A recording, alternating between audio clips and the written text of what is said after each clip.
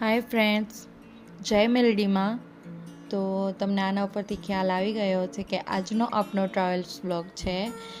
મેલડી માતાનું દર્શન કરવા આવ્યા છીએ સચાણા મેલડીમાં, જે સાણંદથી 24 કિલોમીટરના અંતરે આવેલું છે. અમને આ લોકલ થ્રુ જાણવા મળ્યું છે કે અહીંયા બી એક મંદિર છે જે બધાની બાધા માનતા બહુ બધા અહીંયા રાખે છે અને પૂરી બી થાય છે.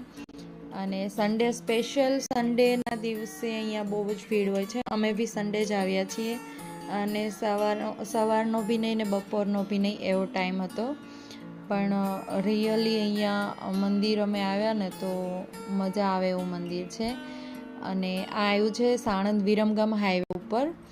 તમે હાઈવે ઉપર આવો ને તો થોડા અંદર 1 કિલોમીટર જેવું જ છે. સચાણા તમે ગૂગલ મેપમાં નાખી દો ને એટલે તમને બતાવી દે. સચાણાથી 1-1.5 કિલોમીટર જ અંદર છે, બહુ અંદર બી જવું નથી. ચાલીને બી તમે આવી શકો. અહીંયાથી હાઈવે ઉપર ઉતરો તો ચાલીને બી તમે મંદિર સુધી આવી શકો, એટલું નજીક જ છે, થોડું અંદરની સાઈડ છે. અને અહીંયા જે મેલડી માની મૂર્તિ હતી ને એ તો બહુ જ ફાઇન હતી, મતલબ તમને એમ થાય જોતા જ રહીએ એ ટાઈપની હતી.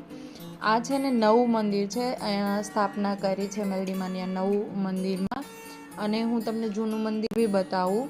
તો અહીંયા નવા મંદિરમાં આપણે દર્શન કરી લીધા પછી અમે પાછળની સાઈડથી રસ્તો છે ને ત્યાં બીજા બી નાના મોટા બહુ બધા મંદિર છે અને પાછળ બેસવાની બી સરસ વ્યવસ્થા છે અને તળાવ બી છે કિનારે, તો તમે ત્યાં બી શાંતિથી જઈ અને બેસી શકો છો.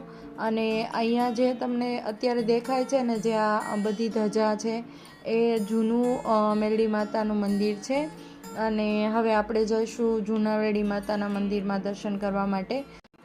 જૂનું મેલડી માતાનું મંદિર એટલે એ કે અહીંયા છે ને પહેલાં જૂનું સ્થાનક અહીંયા હતું મેલડી માનું, પછી નવા મંદિરનો જીર્ણોદ્ધાર કરી અને સ્થાનક ત્યાં લેવામાં આવ્યું છે.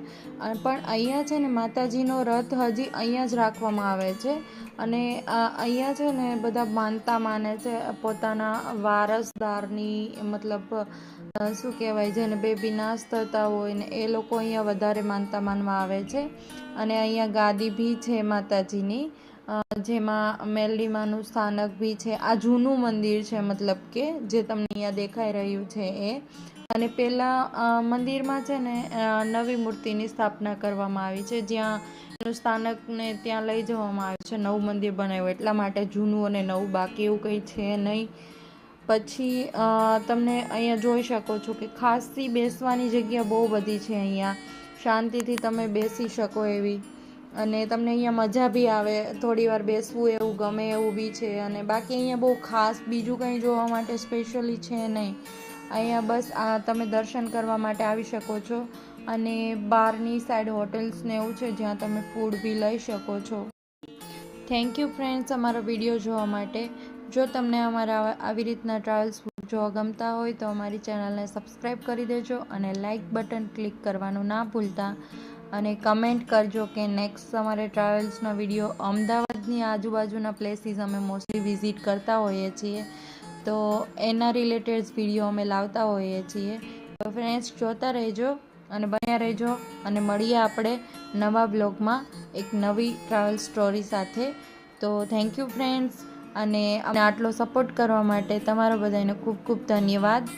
અને આ મેલડીમાં